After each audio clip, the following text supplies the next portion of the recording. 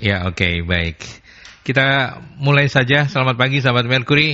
Di hari Selasa, setelah minggu lalu kita terpaksa harus off karena sesuatu dan lain hal. Hari ini kami kembali bersemangat. Saya Aldi, selamat pagi, melanjutkan Merkuri Morning Show. Dan kita ada di sesi dialog solusi bisnis dan sumber daya manusia bersama Magnet Solusi Integra Consulting, MSI Consulting. Ada Bu Novi yang sudah hadir di studio. Selamat pagi Bu Novi. Selamat pagi Mas Aldi, sahabat Merkuri dimanapun berada. Salam sehat selalu. Salam sehat selalu. Salam sehat selalu. Okay. Meskipun PSBB-nya sudah dilepas, jadi kita tetap harus bisa menjaga kesehatan, keamanan, keselamatan diri kita masing-masing. Benar, ya. Benar. Baik di keluarga maupun juga untuk tempat-tempat kerja kita ya. Ya, seperti betul. itu. Betul. Ada juara tapi tidak enak karena ini menyangkut Jawa Timur kan sudah jadi juara nasional sekarang ya. Iya, juara nasional. Angkanya sudah menyalip Jakarta, tetapi ini juara yang saya bilang nggak enak. Nah itu artinya bahwa kita masih tetap harus disiplin dengan protokol kesehatan. Betul, gitu betul. Ya. Dan mudah-mudahan kita semua terhindar dari pandemi ini. Dan hari ini kita bicara soal strategi akuisisi. Ini menarik ya Bu Novi ya. Iya. Ya. Akuisisi apa ini? Ini akuisisi apa dulu ini? Apapun ya ini ya. Apapun, SDM lah. Kita kan bicara SDM ya.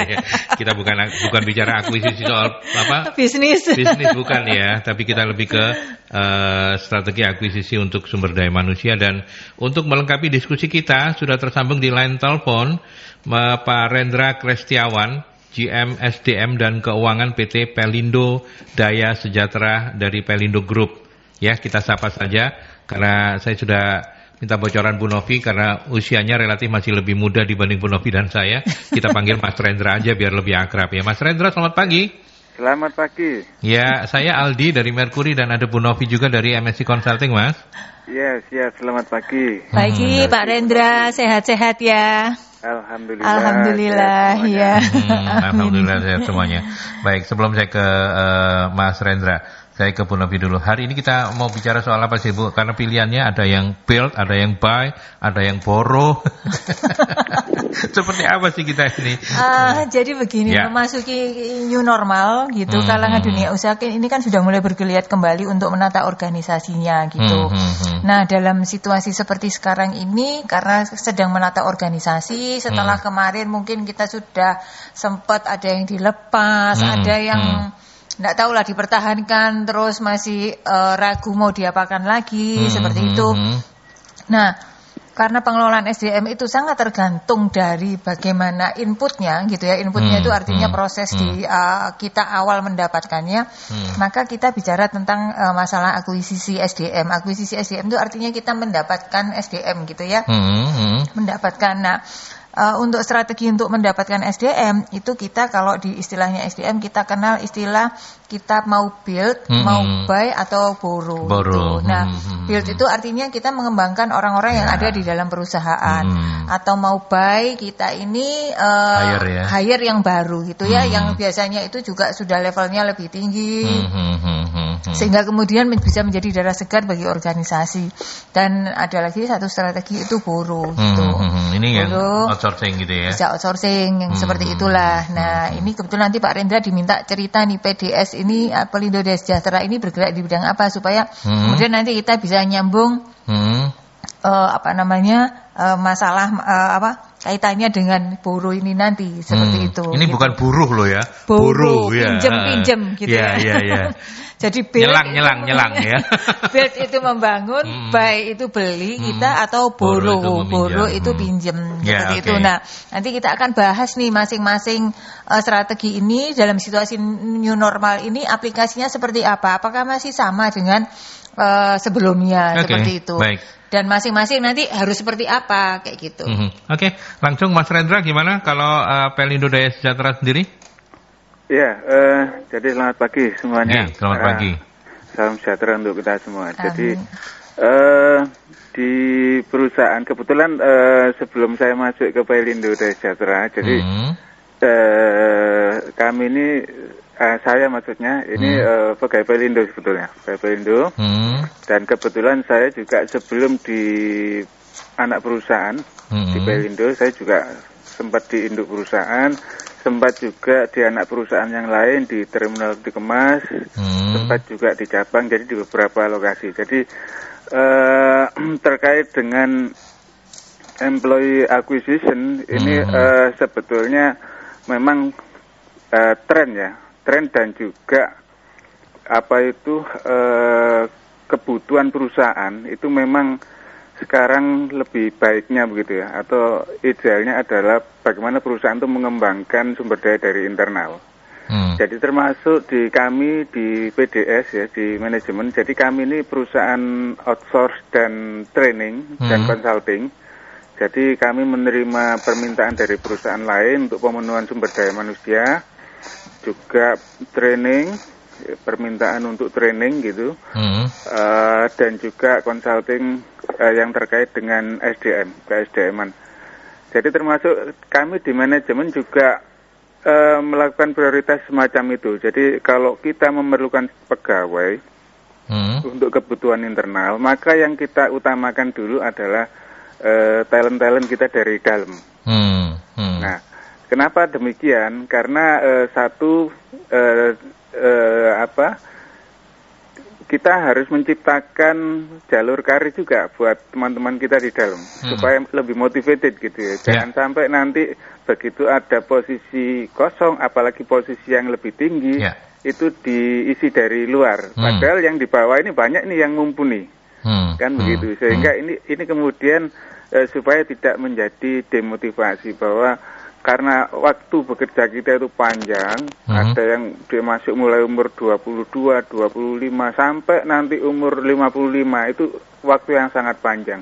Jadi jangan sampai orang berdiam diri di satu posisi dari dia masuk sampai terakhir. Nah itu nanti akan banyak hal-hal yang kira-kira kurang kondusif di dalam pekerjaannya. Intinya seperti itu, Pak. Oke. Jadi PDS sendiri, sebentar saya coba untuk lebih mengulang sedikit. PDS sendiri memang anak usaha dari Pelindo Group yang core-nya itu lebih ke outsourcing, ke konsultan, pelatihan gitu ya. Training, betul. Ya, seperti itu ya. Dan kalau dari sisi Mas Rendra sendiri ketika bicara soal strategi akuisisi lebih mengutamakan ke talent yang ada di dalam ya. Iya, jadi untuk itu prioritas utama seperti itu. Meskipun itu nanti di dalam pelaksanaan tetap melihat situasi dan kondisinya. Seperti yang tadi disampaikan Bu Novi, mungkin di dalam satu posisi tertentu itu kalau di internal kita nggak ada, itu memang kita harus hijack ya, harus rekrut dari luar. Itu banyak pertimbangan. Selain internal nggak ada, yang kedua juga kami juga pernah melakukan rekrut itu karena menghijack orang dan pasarnya. Jadi itu orang, pasar dan jaringannya. Oke. Mas Rendra, ini menjadi menarik pembahasan kita ini kalau kemudian kita kaitkan dengan kondisi yang ada, new normal. Kalau dalam kondisi normal barangkali kita sudah paham betul begitu ya Bu Novi ya. Tetapi ketika new normal ini mungkin ada ada penyesuaian yang harus dilakukan. Mas Rendra sendiri melihat kaitkan dengan SDM dengan new normal dengan topik kita hari ini strategi akuisisi seperti apa Mas? Ya, jadi memang ini era new normal ini memang perusahaan memang harus merubah begitu ya. Merubah cara bekerja sebetulnya. Cara pekerjaannya harus merubah, harus berubah begitu mengikuti yang baru, di mana intinya itu kan social distancing, di mana menghindari pertemuan yang berkerumun begitu. Jadi lebih mengefektifkan yang sifatnya online ya, rapat-rapat online, pekerjaan yang bisa dikerjakan sendiri. Nah, seperti itu. Nah, ini mempengaruhi cara kerja dan juga akhirnya mempengaruhi bagaimana kita memenuhi kebutuhan sumber daya kita di internal. Jadi yang pada prinsipnya bahwa kalau dulu orang merekrut pegawai itu barangkali tidak terlalu mempertimbangkan misalnya hal-hal yang sifatnya kemampuan-kemampuan yang digital itu tidak terlalu mungkin ya. Jadi beberapa posisi seperti itu. Tapi kalau sekarang itu wajib. Di mana digital literacy ya. Jadi kemampuan mengoperasikan yang sifatnya digital itu menjadi sesuatu yang pasti harus dimiliki. Jadi kami contoh sederhana seperti ini Pak. Jadi kebetulan kami itu PDA itu menangani jasa kebersihan taman di area Tanjung Perak. Itu kami yang menangani dari Jalan Jakarta sampai ke Perak itu yang di taman di tengah jalan. Nah, kebetulan pekerja kami tentunya dari kalangan pendidikan yang tidak tinggi lah seperti itu. Ya, jadi sebelumnya teman-teman itu jarang yang punya Android. Jarang yang punya Android. Jadi HP-nya itu HP masih yang non Android yang dulu. Ya, jadi karena mereka kebutuhannya hanya untuk komunikasi aja. Nah, tapi dengan yang era seperti sekarang di mana kita absensi itu sudah tidak bisa menghindari finger ya, karena salah satu penularan kan di finger, jari, di jari ya, absen jari, sehingga sekarang sudah harus pakai barcode Android. Gitu ya. Pakai Android, pakai face. Seperti itu. Jadi teman-teman juga lambat laun juga harus akhirnya menyesuaikan. Jadi perangkatnya, gadgetnya itu juga akhirnya lambat laun menyesuaikan menjadi Android. Seperti itu. Ya. Jadi kalau kemudian kita bicara soal implementasi ini ya Mas Rendra ya, dari yang sudah Anda jelaskan soal build by or borrow itu sebenarnya di kondisi new normal seperti sekarang ini pun kalau Mas Rendra tetap istilahnya tetap memprioritaskan talent yang ada di dalam ya, membuild gitu ya. Ya, jadi kalau menurut saya new normal itu lebih istilahnya itu lebih ke arah cara kerjanya, tapi strategi di dalam pemenuhan sumber daya itu tetap ya. Tetap. Jadi bahwa kalau di intern kita itu nggak punya sumber daya, kita harus rekrut. Kalau dibutuhkan mendesak. Baik. Bu Novi sekarang menambahkan mungkin atau memperjelas karena mungkin pertanyaan saya membingungkan begitu ya. Jadi ya melanjutkan penjelasan dari Pak Rendra bahwa pemenuhan tenaga kerja itu sebenarnya bukan hanya sekedar memasukkan orang baru ke dalam perusahaan gitu ya, karena kita sebenarnya harus memastikan tercapainya produktivitas, efisiensi, terus kemudian kolaborasi tim untuk mencapai sasaran organisasi. Nah, dalam situasi new normal ini tadi sebenarnya juga beberapa sudah dijelaskan oleh Pak Rendra bahwa ada beberapa situasi yang berubah gitu ada situasi yang berubah gitu kan. Nah, adanya perubahan situasi ini kemudian juga ternyata ada kompetensi-kompetensi baru yang ternyata menjadi tuntutan pemenuhan dari pekerjaan-pekerjaan kita seperti itu. Nah, kalau menurut saya dalam situasi seperti ini kaitannya dengan tadi build pay atau borrow, kita harus melihat kebutuhannya. Kalau misalnya nih di organisasi kita, ini tadi kan cerita dari PDS ya, dan memenuhi kebutuhan-kebutuhan mungkin perusahaan-perusahaan di lingkungan Pelindo Group gitu ya. Kalau secara umumnya kalau kita ngelihat bahwa ternyata kita punya karyawan-karyawan lama nih yang masih banyak gitu ya, mungkin memang load kerjanya turun gitu ya. Nah, kita sebenarnya dalam situasi seperti ini pilihannya adalah build gitu ya. Artinya kita ini meningkatkan kapasitas orang-orang yang ada di dalam perusahaan kita. Kita membangun kompetensi-kompetensi baru yang dibutuhkan oleh perusahaan, kompetensi-kompetensi tersebut seperti itu. Misalnya tadi kemampuan digital literacy seperti itu, terus kemampuan bekerja secara multitasking itu kan mau nggak mau sekarang harus seperti itu. Kemudian mungkin juga orang yang dulunya admin sekarang kita harus bisa berdayakan untuk fungsi-fungsi marketing seperti itu. Jadi karyawan-karyawan yang masih lama yang masih ada ini yang harus kita identifikasi lagi. Kita identifikasi sesuai dengan kebutuhan kompetensi yang sekarang dibutuhkan di usaha kita saat sekarang seperti itu. Artinya kita membangun mereka.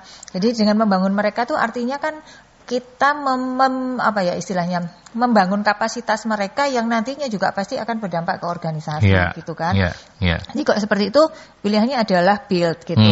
Nah, kemudian kalau misalnya ternyata sektor kan ada nih sektor-sektor usaha yang di saat sekarang ini justru turun gitu ya, turun atau kemudian malah mati gitu kan. Kan kita nggak bisa nih terus-terusan berbisnis di sini. Kita harus buka sektor-sektor atau peluang-peluang yang baru. Seperti itu. Nah, berarti ketika kita buka sektor baru dan kita sudah identifikasi orang-orang yang ada di dalam perusahaan itu tidak ada yang memenuhi, maka pilihannya adalah buy gitu kan. Kita hijack lah gitu bahasanya tadi seperti Pak Rendra sampaikan. Kita hijack dari luar, bukan hanya kompetensinya, tetapi juga tadi itulah resource-nya, networking-nya dan sebagainya seperti itu, pasarnya juga seperti itu.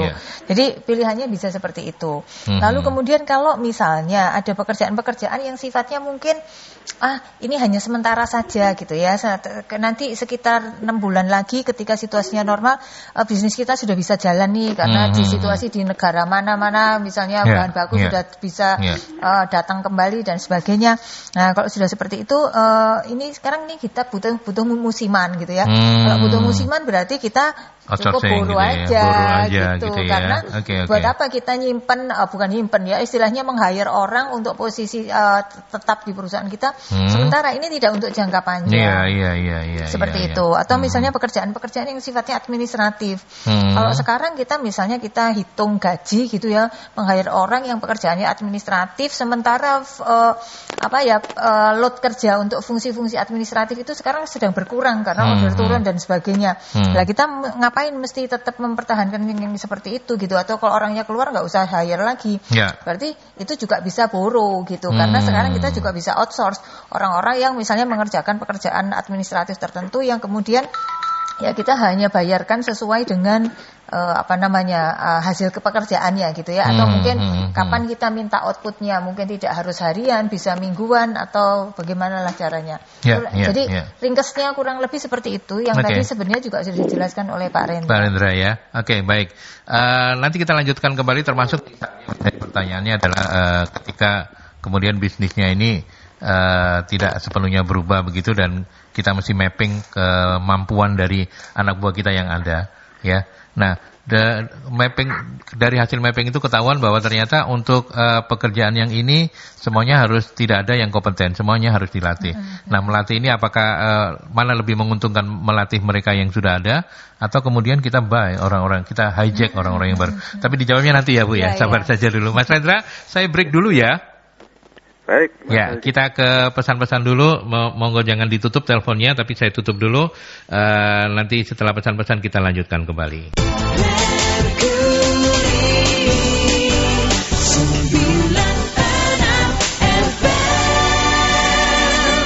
Baik, kita lanjutkan masih bersama Bu Novi dari MSC Consulting dan juga narasumber tamu kita di line telepon ini masih Mas Rendra ya. Sebentar, saya buka dulu jalurnya di HP saya. Mas Rendra Krestiawan, GM SDM dan Keuangan PT Pelindo Daya Sejahtera dari Pelindo Group. Ya, tadi sebelum break saya sempat mengutarakan sebuah fakta atau sebuah fenomena begitu ya.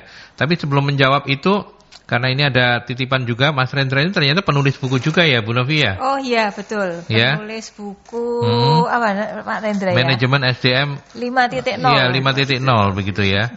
Ini padahal semua masih 4.0 ya. Cepet banget loh Mas Rendra ini, luar biasa. Idenya dari mana? Nanti saya akan ngobrol ke beliau. Mas Rendra, bukunya Manajemen SDM 5.0 betul ya? Betul ya. Betul ya.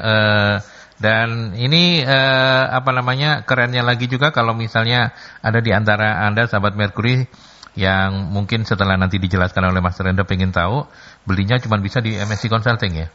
Iya, bisa lewat kami atau bisa lewat ini ya. Maksudnya kan kalau ke Pak Rendra kan susah, jadi karena sehari-hari tiap minggu saya ada di sini, mungkin bisa pesan di MSC. Oke, 0811 340 5557. 0811 340 5557. Tapi supaya Anda tidak membeli buku dalam karung gitu ya, karena nggak tahu isinya. Mas Rendra cerita dong, manajemen SDM 5.0 itu seperti apa, Mas?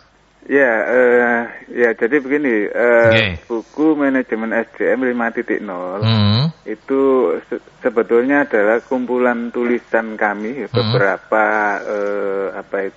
penggiat SDM lah, jadi beberapa profesional dan akademisi nulis tentang praktek dan teori ya manajemen SDM. Jadi itu kolaborasi dari beberapa teman-teman di Pelindo Group, para manajer ya, para senior manajer ya, termasuk kami begitu. Juga ada akademisi dari Universitas 17 Agustus, ada juga dari HR manager dari Alfa, jadi Alfamart gitu ya. Kemudian ada juga HR manager dari Nestle Indonesia. Jadi beberapa, memang banyak tulisan saya di situ juga. Kemudian Mas Rendra mengkompilasi semuanya menjadi sebuah buku begitu ya? Betul, ya. Jadi manajemen SDM 5.0 itu tidak dalam arti melanjutkan industri 4.0, tapi lebih ke arah bahwa ada 5 aspek besar di dalam pengelolaan SDM itu yang kita tidak bisa dilupakan begitulah ya, yang perlu ditekankan di dalam pengelolaan SDM, yang menjadi satu bagian yang terintegrasi. Jadi mulai dari strategi SDM bagaimana, kemudian rekrutmennya bagaimana, kemudian juga training and developmentnya bagaimana, kemudian memaintain sumber daya yang sudah kita rekrut, kita kembangkan bagaimana, sampai terakhir masalah bagaimana menangani masalah hubungan industrial. Jadi khas tulisannya tidak banyak terlalu teoritis, jadi tulisannya nggak panjang-panjang. Karena begitu. Para praktisi yang kemudian menyarikan ini ya. Termasuk salah satu tulisannya adalah terkait dengan apa yang kita bahas hari ini, pada hari pagi ini. Oke, baik. Jadi nanti kalau Anda ingin, sahabat Merkuri, kalau Anda ingin mempertegas pembahasan kita hari ini, silakan membaca buku dari kompilasi Mas Rendra, tulisan Mas Rendra, Manajemen SDM 5.0. Jadi 5.0 ini bukan lanjutan dari 4.0, tetapi memang ada 5 hal penting terkait dengan SDM kalau misalnya. Dan ini menjadi sangat lengkap dan sangat Indonesia karena ditulis oleh para manajer terbaik di Indonesia ya Mas ya? Insya Allah seperti itu. Insya Allah seperti itu ya. Ya harus jualan dong Mas. Iya. Keren bukunya praktis Mas Adi. Bukunya praktis ya. Dan enak dibaca, untuk pemula juga mudah untuk memahami. Jadi kalau misalnya baru belajar SDM, pengen ngerti pengelolaan SDM yang lengkap seperti yang sudah kita bahas di Merkuri sekian periode yang lalu, itu ada di situ. Ada di situ. Jadi untuk mendapatkan gambaran kita ngapain aja sih, apa sih yang harus dipertimbangkan. Nah, insight-insightnya itu muncul di sana. Dan satu lagi pertanyaan pentingnya juga, buku ini tidak mudah lekang oleh waktu ya Mas ya. Artinya bisa long life begitu ya. Bisa diterapkan sampai beberapa generasi di depan kita begitu masih oke gitu ya. Ya, karena memang tidak terlalu teknis banget tapi kita menyarikan dari pengalaman-pengalaman kita. Oke. Menarik. Saya sudah menerima gambarannya. Mungkin kalau misalnya Bu Novi baik hati, saya bisa dikasih bukunya Bikaci loh ya. Saya Pak Rendra yang harus menjawab ini. Mas Rendra boleh dikasih lah ya buat saya dan teman-teman di Merkuri gitu ya. Kan bukan buat saya tapi buat Merkuri loh. Ya nanti operasionalnya buat Bu Novi boleh. Terima kasih sebelumnya Mas Rendra. Meskipun belum jawab tapi saya sudah terima kasih duluan gitu ya. Ya. Tetapi menarik. Oke, kita balik ke laptop kita. Pertanyaan hari ini tadi. Mas Rendra, kalau misalnya new normal ini kemudian tadi Bu Novi sudah menyampaikan dengan gamblang begitu ya, meng-underline apa yang sudah Anda jelaskan sebelumnya bahwa kapan kita mesti build, kapan kita mesti buy, atau kapan kita mesti borrow. Bu Novi sudah tadi mencoba mengaplikasikannya begitu ya. Kita coba yang ke build dulu. Mas, dengan new normal ini kemudian muncul kebutuhan-kebutuhan yang ketika di normal perusahaan belum membutuhkan, tetapi di new normal mulai kelihatan kebutuhannya. Nah, mapping harus dilakukan kata Bu Novi untuk bisa tahu. Tadi Mas Rendra juga menyampaikan ketika menggarap kebersihan taman di tengah jalan itu, para karyawan yang notabene berpendidikan rendah, nggak punya Android dan lain sebagainya. Nah, dalam situasi seperti ini, mana lebih diutamakan? Membuild orang-orang yang sudah kita mapping itu, Atau kemudian perusahaan karena nggak punya banyak waktu, ya udahlah kita buy aja, kita hijack aja. Gimana pendapatnya Mas Rendra? Iya, jadi begini, opsi apakah kita meng-hire, buy, atau mengembangkan dari dalam, itu memang harus betul-betul dipertimbangkan dan direncanakan betul. Jadi karena apa? Karena contoh opsi balik ya, jadi opsi untuk mengembangkan dari dalam, itu nggak bisa menjadi keputusan perusahaan yang sifatnya itu spontan begitu, nggak bisa. Karena mengembangkan itu perlu waktu. Perlu waktu dan lebih middle dan long term gitu ya. Jadi nggak bisa mendadak itu nggak bisa. Jadi harus memang betul-betul direncanakan. Jadi perusahaan itu harus betul-betul mengidentifikasi tidak hanya kebutuhan perusahaan saat ini, tapi sampai beberapa tahun ya, 5 tahun, 10 tahun ke depan. Karena dia harus menyiapkan orang itu tidak untuk kebutuhan sekarang, tapi nanti ya, baik itu terkait dengan bisnis perusahaan maupun pengembangan orang itu secara pribadi. Jadi balik itu kan biasanya dilakukan untuk juga mengembangkan seseorang itu bisa menduduki satu posisi yang lain yang lebih tinggi. Jadi posisi-posisi leader. Jadi seperti itu, sehingga perlu waktu untuk melakukan pengembangan itu, di mana perlu mungkin ada diklatnya, perlu ada mentoringnya, ya, perlu diberikan penugasan, perlu juga dilakukan evaluasi dan lain sebagainya. Jadi opsi build itu harus direncanakan. Kemudian kalau buy, meng-hijack dari luar itu, kalau pengalaman kami selama ini biasanya untuk entry level. Ya, jadi untuk entry level di mana memang ya kita tidak ada opsi lain selain meng-hijack dari luar, karena pegawai yang ada sudah di level yang berikutnya. Jadi buy itu opsinya adalah dengan borrow. Kita mau merekrut untuk menjadi pegawai kita, atau kita mempertimbangkan untuk meng-outsource saja. Kerjasama seperti dengan perusahaan seperti PT Pelindo Daya Sejahtera. Baik. Sebelum ke Bu Novi untuk pendapat yang lain, kita ke penelpon dulu. Selamat pagi Merkuri. Selamat pagi Bung Aldi. Ya, Mas Dewa, monggo silakan. Saya emang nggak pintar Mas, nggak pantas saya nanya Mas. Tuh, kok nelpon? Kok nelpon sampean? Saya kan ngutip kata-kata. Oh, ya wes belajar jadi pintar, nggak apa-apa. Sudah, monggo. Daripada saya ngomong saya goblok. Monggo, nanti akan jadi pintar kok. Silakan. Saya memang kurang pintar gitu harusnya ya. Aduh, nanya gini. Kalau tadi kan ada 3 pilihan ya. Ya. Bagaimana kalau keputusan itu tadi saya dengarnya apa nggak salah dengar ya? Meng-hijack ya, benar nggak? Hijack. Iya, hijack lah bajak ya. Iya. Oh, berarti apakah quote unquote dalam tanda petik ya, membajak dalam tanda petik. Maksudku itu apakah membajak sesungguhnya ada perusahaan provider satu, provider lain terus dikomporin? Oh iya. Itu sah dalam bisnis, nggak apa-apa. Nggak apa-apa ya? Nggak apa-apa. Saya dulu pernah digitukan soalnya. Ya, habis ini dibajak saya. Masih ke TV di sini ya. Ya. Amin. Terus? Ya.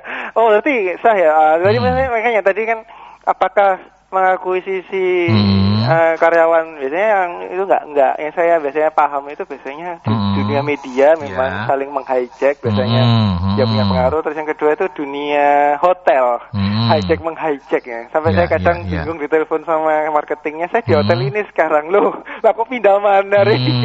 Ternyata memang dibutuhkan sebagai garda terdepan. Ya, berarti itu sah ya kalau memang membajak ya. Terus bagaimana dengan keputusan seperti persaingan usaha itu kan nanti kan kalau emang ada dari komisi KPPU ya. Dari MSI itu apakah atau mungkin dari Pak siapa ini Pak Mas Rendra, Pak Rendra Krestiawan dari Pelindo.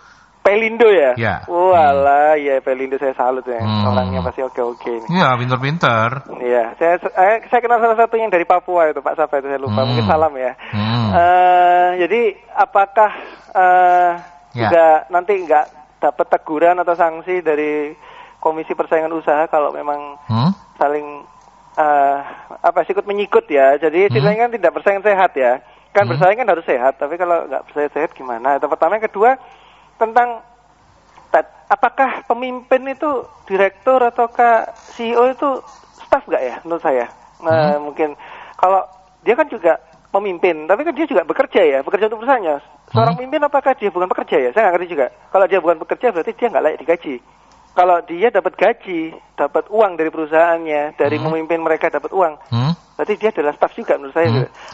Yang saya tanyakan adalah, apakah bisa nggak sih, entah itu pemilik saham, entah itu kesepakatan karyawan bersama, ternyata saya sudah nggak suka deh sama kepemimpinan kamu. Bisa nggak sih saya meng-hijack pemimpinan satu kepemimpinan yang lain, atau meng-hire, atau mungkin meng-outsourcing. Tolong dong dipegang perusahaan kami. Saya sudah nggak bisa dengan pemimpin yang ini ya gitu ya. Itu bagaimana? Bisa nggak sih gitu?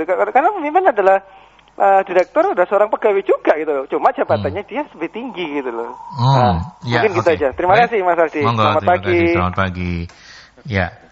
Di sekitar kita itu ada Mas Dewa, mungkin yang Mas Dewa juga nggak tahu, ada sebuah bidang usaha namanya headhunter gitu ya.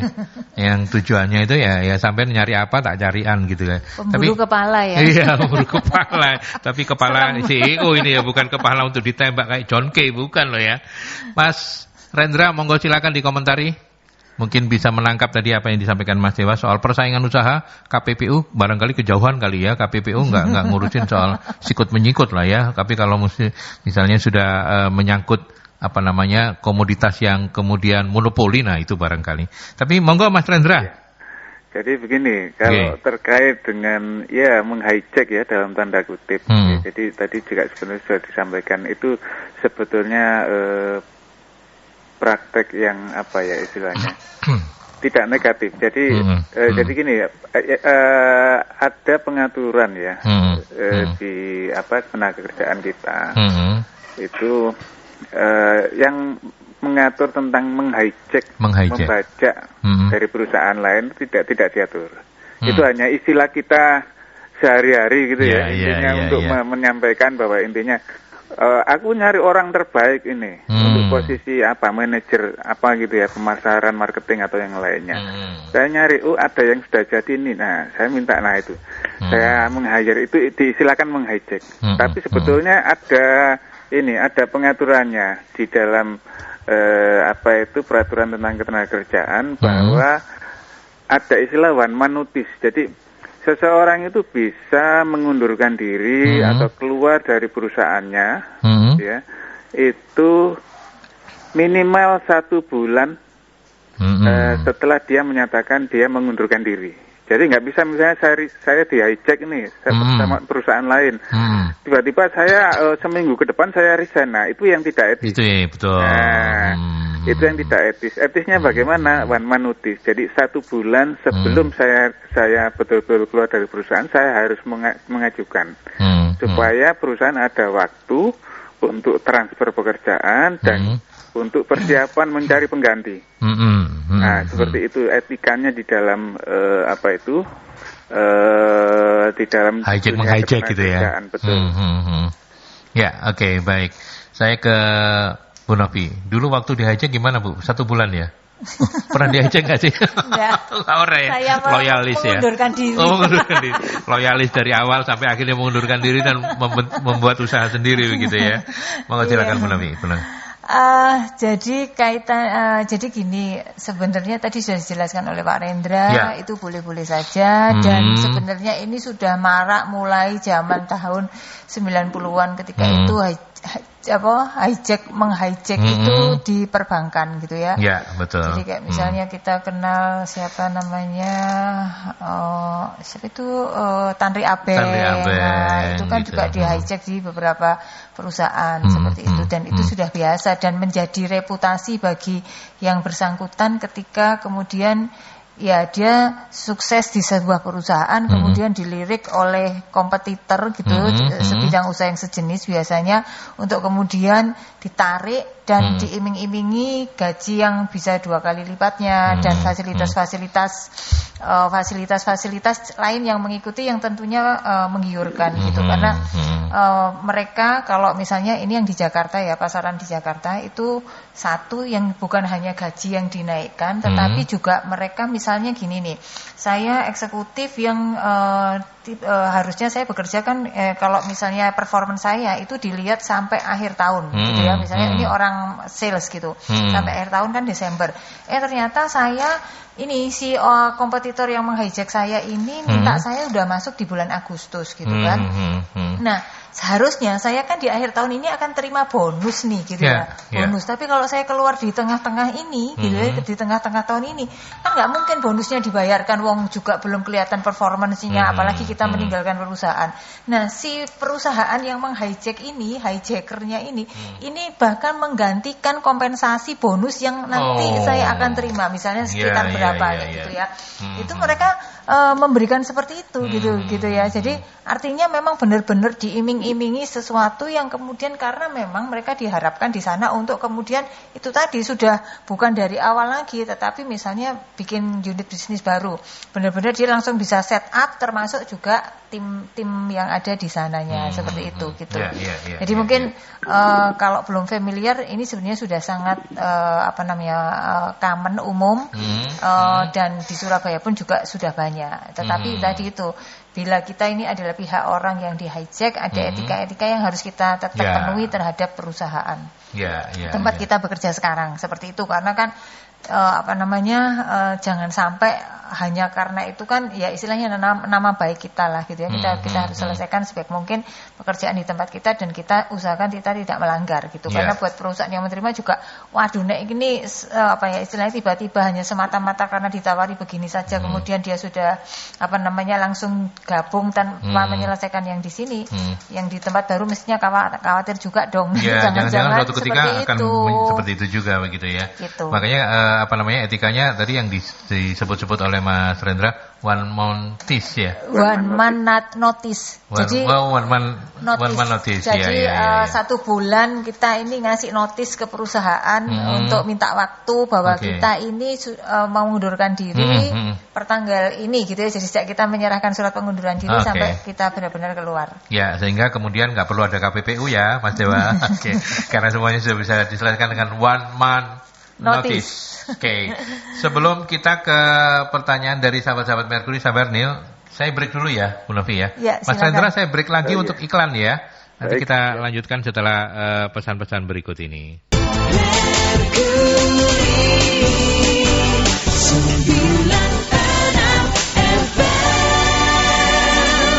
Ya, oke, kita lanjut kembali dan saya ke Posko Nil, silakan Nil.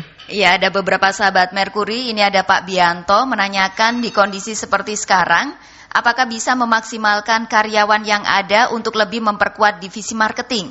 Apa langkah paling dasar yang harus dilakukan? Kemudian ada Mas Christian, ketika menggunakan strategi build, buy, and borrow, bagaimana dengan karyawan lama? Apakah masih memungkinkan untuk bisa berkembang? Ya, oke, baik. Terima kasih Nila. Saya ke Mas Rendra dulu. Mas Rendra? Ya, siap. Ya, masih bersama saya ya. Oke, pertanyaan pertama dari Pak Bianto. Di kondisi sekarang, apakah bisa memaksimalkan karyawan yang ada untuk lebih memperkuat divisi marketing? Apa langkah paling dasar yang harus dilakukan? Jadi intinya ini mungkin Pak Bianto ini lebih ke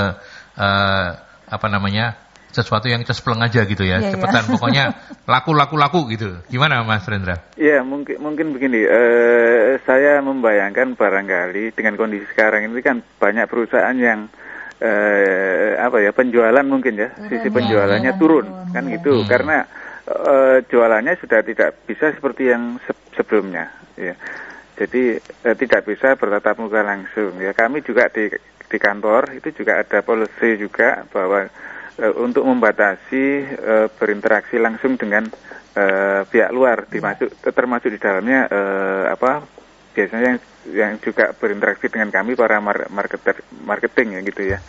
Jadi itu. Nah sehingga bagaimana caranya supaya penjualan itu tetap bisa bertahan. itu maka mungkin muncullah pertanyaan ini. Jadi banyak orang di kantor yang kalau tidak berusaha untuk melakukan perubahan strategi metode penjualan, maka akan banyak orang nganggur di kantor, kan begitu. Jadi para tenaga-tenaga pemasar ini yang sebelumnya dia mendatangi klien, sekarang sudah terbatas sekali. Maka kemudian harus di-switch metodenya, kan gitu. Jadi yang dari direct selling menjadi telemarketing, kan begitu. Jadi pemasaran menggunakan teknologi komunikasi. Jadi memang harus ada perubahan switching metode seperti itu. Di samping orang pemasarannya itu merubah strateginya, juga barangkali tenaga-tenaga yang lain yang berkurang aktivitasnya harus di-switch. Meskipun itu perlu cara lah, tidak kadang-kadang tidak bisa instan. Jadi tetap harus dibekali orang-orang pegawai kita itu dengan kemampuan-kemampuan supaya bisa menjalankan fungsinya dengan baik. Oke, baik. Saya ke Bu Novi untuk Pak Bianto dulu ya. Oke, Pak Bianto, jadi bagaimana untuk memaksimalkan karyawan yang ada saat sekarang, terutama bisa dimaksimalkan untuk di bagian marketing? Pak Rendra sudah menjawab bahwa memang karena kebutuhannya baru, maka kita juga harus menyesuaikan, mengadaptasikan kompetensi-kompetensi karyawan yang ada di tempat kita untuk bisa sesuai dengan itu tadi kebutuhannya. Jadi yang bisa dilakukan adalah satu, memberikan kepada mereka ini pelatihan tentang telemarketing. Tadi sudah dijelaskan Pak Rendra. Terus kemudian selain telemarketing itu apa sih digital marketing kayak gitu ya.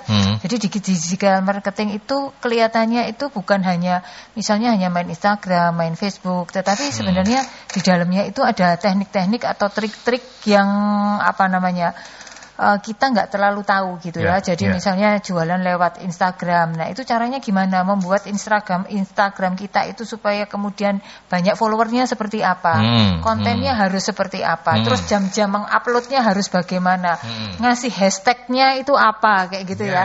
Ini saya sepertinya banyak juga dan banyak free webinar atau IG live yang saya tahu mengajarkan tentang hal ini gitu ya. Itu bisa bisa dilakukan.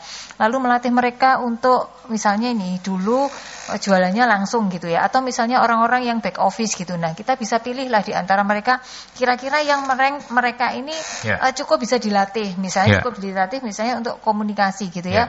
Communication skill tadi, communication. Terus tadi kan kita komunikasi bukan hanya sekedar berkomunikasi. Komunikasi itu kan sebenarnya membantu orang untuk mudah menyampaikan apa yang dia pikirkan atau yang dia ketahui. Nah, tadi telemarketing itu kan artinya ketika kita menyampaikan produk kita lewat telepon, itu kan kita harus benar-benar tahu kira-kira dia lagi ngasih perhatian nggak dengan informasi kita gitu kan.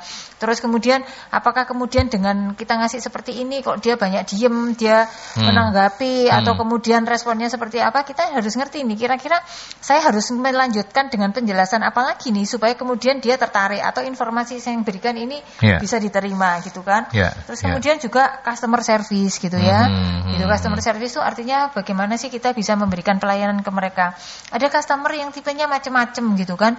Kemarin tuh saya sempat hanya tanya tentang pelatihan gitu ya, pelatihan SDM yang sebenarnya itu sangat singkat. Saya harus menjelaskan dan dengan sabarnya sekitar 25 menit untuk menjelaskan hal yang sederhana kepada dia. Karena dia nanya detail banget. Kalau yang seperti ini gimana? Kalau begini bagaimana gitu? Yang seperti ini apa? Nanti kelebihannya apa? Ya ampun, saya pikir tapi terus tak pikir-pikir karena orang itu ada yang macam-macam gitu. Ada orang yang dia butuh penjelasan singkat, padat, berisi. Tetapi ada orang yang butuh diyakinkan berkali-kali atau kemudian dia harus dijelaskan dari sisi ini. Oh, dari sisi ini oke, menguntungkan buat saya. Oh, tak jelaskan waktunya. Oh, oke, ini kemungkinan bisa lanjut sertifikasi atau enggak gitu. Jadi harus step by step gitu ya. Nah, ini butuh kemampuan customer service karena di pelayanan ini kita butuh kemampuan mendengarkan, terus kemudian bisa memberikan respon yang tepat sesuai dengan yang dibutuhkan gitu kan. Seperti itu. Kemudian kalau mungkin juga sudah sampai tawar-tawaran harga gitu kan. Nah, bagaimana caranya kita ini bisa mereka bisa bernegosiasi gitu ya. Jadi bisa ditambahkan pelatihan-pelatihan ini tadi Pak Bianto. Artinya nggak mungkin orang-orang yang ini ada terus kemudian disuruh, "Wes ini ada line telepon, kamu silakan jualan," kayak gitu. Dan yang penting adalah satu, yang pertama basicnya product knowledge harus tahu dulu ya, gitu ya. Betul. Karena kok ditanya kelebihan kelemahan, wah sebentar saya tanyakan dulu ya gitu. Nanti saya telepon lagi ya, ini saya kurang jelas. Nanti atasan saya yang jelaskan gitu ya, wes gitu kan.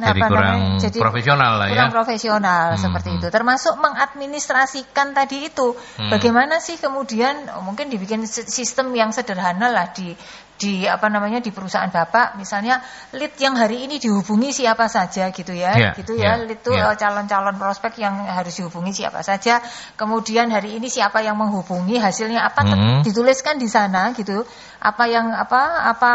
aktivitas atau komunikasi yang terjadi dengan lead itu tadi seperti apa di sana, kemudian kita sudah tahu bahwa ini informasi tentang perusahaan kita sudah dapat, decision makernya sudah tahu, influencernya siapa gitu kan. Sehingga ketika kemudian Pak Bianto ini mungkin sebagai pimpinannya akan melihat kira-kira mana sih yang perlu treatment khusus, Pak Bianto harus turun untuk nge-push supaya cepat deal gitu. Pak Bianto udah dapat nih gambaran informasi mana-mana, karena informasinya sebenarnya sudah lengkap. Jadi kemampuan mengadministrasikan atau menuliskan informasi-informasi tentang klien itu juga harus dituliskan di dalam formulir follow up-nya tersebut, seperti itu. Kurang lebih seperti itu Pak Bianto dari saya. Yang sekarang kita ke Pak Christian dan ada pertanyaan tambahan juga dari Mas Dewa. Kalau Pak Christian ketika menggunakan strategi build, buy dan borrow, bagaimana dengan karyawan lama? Apakah masih memungkinkan untuk bisa berkembang? Sebenarnya tadi sudah sempat kita bahas ya. Tapi monggo nanti Mas Rendra akan mengomentari Pak Christian. Juga apakah ini pertanyaan tambahan dari Dewa? Apakah hijack karyawan di perusahaan disamakan dengan hijack pemain di klub sepak bola? Sama sudah lah ya. Saya jawab sama gitu aja. Oke, Mas Rendra, silakan. Apakah karyawan yang lama masih bisa dimaksimalkan? Ya, jadi idealnya begitu. Jadi idealnya kalau di kami biasanya kita prioritaskan dari internal dulu. Internal dulu. Kalau nggak dapat baru keluar. Jadi gini kan, basicnya kita merekrut orang itu kan kebutuhan dan kompetensi. Kan gitu ya. Jadi memang ada kebutuhan, ada jabatan yang kosong. Di jabatan tersebut perlu kompetensi tertentu. Nah, kemudian kita mengisi. Kita utamakan dari intern. Kalau misalnya ada yang kompetensinya memenuhi, tentunya itu akan lebih baik daripada kita merekrut dari luar. Baru kita rekrut dari luar kalau dari intern itu tidak ada yang memenuhi kompetensi yang diperlukan. Jadi seperti itu, prinsip dasarnya seperti itu. Ya, oke, baik. Masih ada yang disampaikan sebagai closing statement dari diskusi kita hari ini sebelum kita akhiri dengan Mas Rendra? Mas Rendra? Ya, saya ingin menambahkan sedikit terkait dengan guru ya. Jadi ini menjadi tren. Jadi perusahaan-perusahaan sekarang itu dengan mempertimbangkan efisiensi itu banyak perusahaan yang kemudian mengoutsourcekan pekerjaannya kepada pihak lain. Ya, termasuk kami juga banyak menerima hal yang permintaan gitu ya, permintaan untuk outsourcing. Jadi, betul. Jadi dari sisi safety yang perlu kita perhatikan itu adalah comply ke regulasi. Jadi tidak semua pekerjaan itu bisa di-outsource. Jadi kita memang harus benar-benar memahami peraturannya supaya nanti aman. Aman itu kalau nanti terjadi gejolak perselisihan gitu ya. Perselisihan hubungan industrial, kita punya pondasi yang kuat. Jadi seperti itu. Baik. Matur nuwun sangat Mas Rendra Krestiawan, GM SDM dan Keuangan PT Pelindo Daya Sejahtera dari Pelindo Group. Ditunggu manajemen SDM 5.0-nya meluncur ke Citanduy ya Mas ya. Kami kirim. Baik, matur nuwun sangat. Mas Aldi. Ya, matur nuwun Mas Rendra. Mungkin Bu Novi juga. Baik. Kalau dari saya sih tadi itu jadi saya tutup dulu dengan Mas Rendra ya. Mas Rendra saya tutup ya. Matur nuwun ya untuk diskusinya. Sukses. Selamat pagi. Selamat pagi, terima kasih. Oke. Itu dari Mas Rendra. Daripada beliau menunggu hanya untuk mendengarkan, Mending kita break ya. Bu Novi sekarang soal Pak Christian dan closing statement dari diskusi kita hari ini. Oke, jadi Pak Christian, tadi juga saya mengulang dan menegaskan kembali yang disampaikan oleh Pak Rendra. Ya. Apakah karyawan lama masih bisa berkembang? Satu kelebihan karyawan lama adalah jadi kan gini tadi, kalau kita mengisi sebuah kebutuhan tadi tetap kembalinya kepada kompetensi ya. Nah, jadi kita lihat apakah karyawan-karyawan yang lama ini masih bisa kita kembangkan untuk kompetensi-kompetensi baru yang dibutuhkan di pekerjaannya, gitu ya, di pekerjaan yang mungkin baru seperti itu, tuntutan-tuntutan yang baru. Kalau masih bisa, lebih baik itu yang dikembangkan. Karena apa? Mereka ini adalah orang-orang yang sebenarnya sudah secara values itu sudah klik lah dengan nilai-nilai yang ada di perusahaan. Kalau misalnya mereka sudah bekerja beberapa tahun seperti itu, gitu. Jadi mereka sudah tahu, terus cara kerjanya juga sudah ada seperti itu, gitu. Jadi kalau ada pilihan orang dalam dan mereka potensial, maka kita bisa kembangkan orang-orang dalam. Nah, untuk mengetahui apakah orang-orang dalam ini masih oke atau tidak, bisa dikembangkan atau enggak, nah itu bisa dilakukan melalui tes psikologi. Karena melalui tes psikologi kita bisa mengerti bahwa potensi mereka itu seperti apa, gitu. Jadi baik kapasitas secara intelektualnya apakah masih mungkin dikembangkan, kayak gitu ya. Misalnya sekarang di pekerjaan kita membutuhkan kemampuan analisa yang lebih tinggi, gitu ya. Dibandingkan hanya misalnya pekerjaan yang sifatnya clerical, administratif, atau yang sifatnya operasional seperti itu. Nah, kita lihat di antara karyawan kita ini mana-mana yang mereka masih punya kapasitas untuk dikembangkan. Ini tidak ada hubungannya dengan pendidikan loh ya. Jadi kita nggak bicara orang yang kapasitas intelektualnya makin tinggi, artinya dia sekolahnya harus makin tinggi, gitu ya. Jenjang pendidikannya harus makin tinggi, tidak juga, gitu. Lulusan SMA kalau dia kapasitasnya besar juga bisa, gitu kan.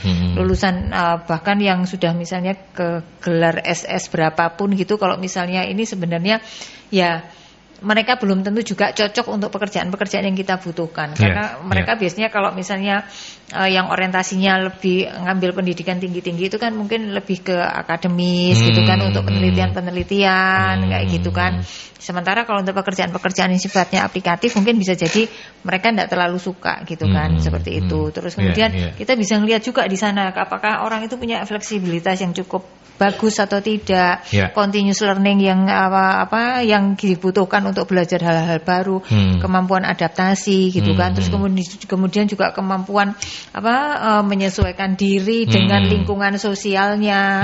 Kalau adaptasi tadi dengan tuntutan-tuntutan pekerjaan baru, gitu ya. Terus kalau yang ini dengan dengan orang-orang yang ada di lingkungannya. Jadi kita bisa melihat orang itu dari tes psikologinya, gitu. Jadi itu MSI punya tuh pas jasanya untuk tes psikologi. Kami juga melakukan secara online, kayak gitu. Jadi kalau misalnya ini kepingin pasti bahwa orang-orang kita seperti apa, bisa. Dan kemudian nanti kita restrukturisasi itu artinya gini.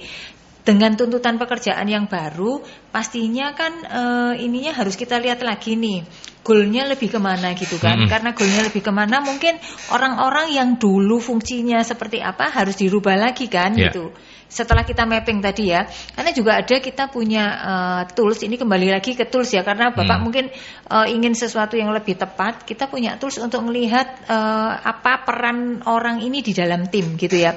Jadi peran saya di dalam tim itu apakah saya lebih suka memainkan diri sebagai koordinator, apakah kemudian sebagai resource investigator, artinya orang yang cari-cari informasi, ataukah kemudian saya lebih orang suka perencana, kayak gitu.